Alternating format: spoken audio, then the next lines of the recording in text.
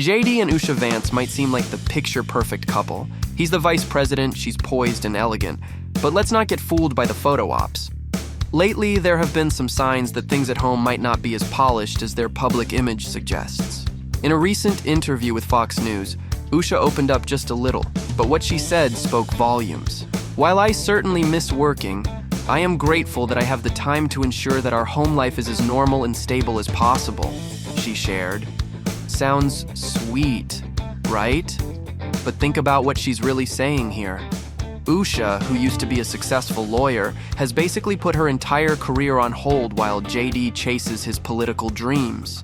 Planning a life like this was just not on the horizon. I was planning to become a lawyer and practice. He, at one point, was planning to do the same thing. And on top of that, she's managing life in the spotlight and raising 3 young kids, Ewan, Vivek, and Mirabel. That's not normal. That's exhausting. And here's the thing. From the way she talks about it, it sure sounds like she's the one holding the household together.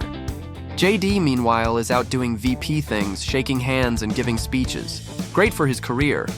But what about Usha's happiness? That kind of imbalance doesn't just strain a marriage. It can crack the whole foundation. And sure, the couple tried to shut down divorce rumors a while back, but it totally backfired and just made people even more curious. Now let's talk about those family photos. Ever notice how JD is never seen with just the kids? Usha's always there too. It's like he only does the whole family man routine when the cameras are on. The Vances even took a recent trip to India, and to many it felt like JD brought his kids along more for PR than for bonding. Look at Luke, smile. He was all smiles posing with the children, but only when Usha was present. It's subtle, but consistent. JD's hardly ever pictured with the kids solo, and that pattern raises some questions. In fact, he's been known to refer to their children as her kids rather than our kids. Trombetti calls this out, saying, "They have equal ownership of the children, so where are his vested feelings?" She's got 3 kids. Obviously, I help with the kids. Body language expert Dr. Jack Brown also noticed some distancing behaviors when JD referred to his children. When he said, "My wife has 3 children," he didn't mention his kids by name or even acknowledge himself as their father.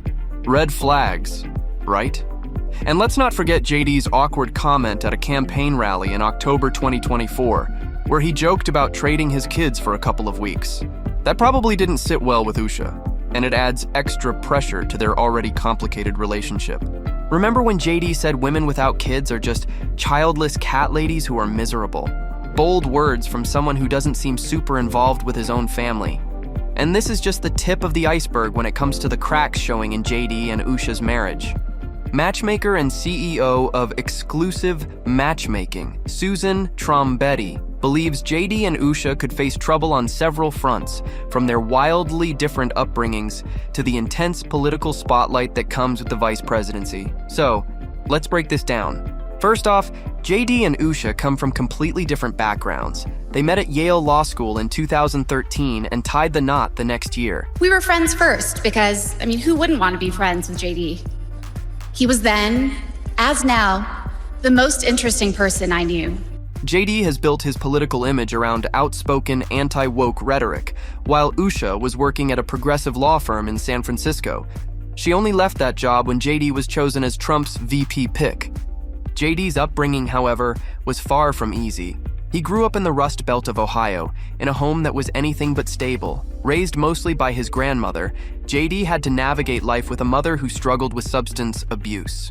His memoir, Hillbilly Elegy, tells the tough story of those years. It occurred to me that there are things happening in our community, from the addiction crisis to family breakdown to also the economic problems that exist in the community. And on the flip side, Usha had a very different upbringing. She was raised in a loving Hindu household, surrounded by a strong sense of tradition and family. I grew up in San Diego, in a middle-class community.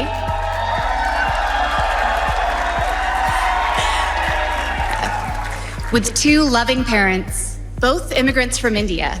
So, their contrasting experiences could either be a strength or a challenge in their relationship, requiring a lot of emotional work to bridge those gaps. That JD and I could meet at all, let alone fall in love and marry, is a testament to this great country. The expert says love can bridge a lot of divides, but the vast gulf between JD and Usha's lived experience could be alienating if not handled with care. And that's a crucial point. Can love overcome such deep-rooted differences? Speaking of deep-rooted issues, JD's childhood trauma might be another challenge for their marriage. Conflict resolution is key to any healthy relationship, and JD's background seems to have left some emotional scars.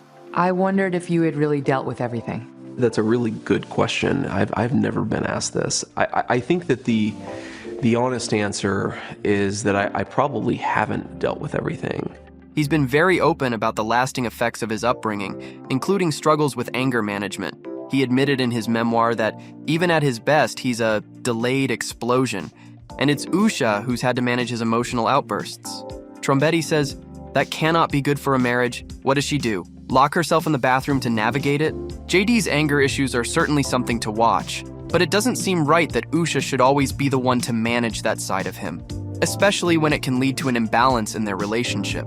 Trombetti points out that JD's unresolved issues could make the dynamic feel more like Usha being the mom and JD acting like the toddler with tantrums. That's definitely not the healthiest model for a marriage. Now let's talk about fatherhood. JD and Usha have 3 kids, sons Ewan and Vivek, and daughter Mirabelle. But JD doesn't always come across as the most involved dad. Another concerning aspect of their relationship is JD's approach to religion. JD admitted in an interview that he feels bad about bringing Usha to church every week because she didn't sign up to marry a weekly churchgoer. I feel terrible for my wife because we go to church almost every Sunday unless we're on the road. And does she go with you? I mean, she does. Yeah, she does. Has she converted? No, she hasn't. No, that's why I feel bad about it. Is while Usha supports his spiritual journey, it's clear that this might be adding stress to their relationship, with Usha often feeling the burden of keeping the kids quiet during services. But because I'm kind of the one going to church, she feels like more responsibility to keep the kids quiet in the church, and I felt kind of bad, like, oh, you didn't sign up to marry a weekly churchgoer. When it comes to protecting Usha, JD's response has raised some eyebrows. He addressed the white supremacist attacks directed at her because of her Indian heritage, but instead of strongly condemning the attacks, he focused more on expressing his love and admiration for Usha and highlighting her qualities. His response didn't sit well with many on social media, who called it weird and pathetic. They questioned why he didn't take a stronger stand to defend his wife against the attacks. I love my wife. I'm very proud of her. I'm extremely lucky to have met her and to have gotten the chance to build a life with her. And my attitude on this is if people want to attack me, attack my policy views, they're welcome to. I signed up for it. My wife didn't sign up for it, and by the way, she's way out of their league, the people who are attacking her. Finally, JD's political ambitions could put even more strain on their relationship. As vice president, JD will have to constantly present a united front with Trump, no matter the circumstances. Usha, on the other hand, was a registered Democrat until 2014, the same year she married JD. While she's kept her political views private, it's hard to imagine that she agrees with everything Trump's administration stands for. If their political differences do cause friction, it could create even more tension in their already complicated dynamic. When you started dating JD, y'all met in law school. Did you ever think that you would be here today, that this is where your path would take the two of you? Oh, no way.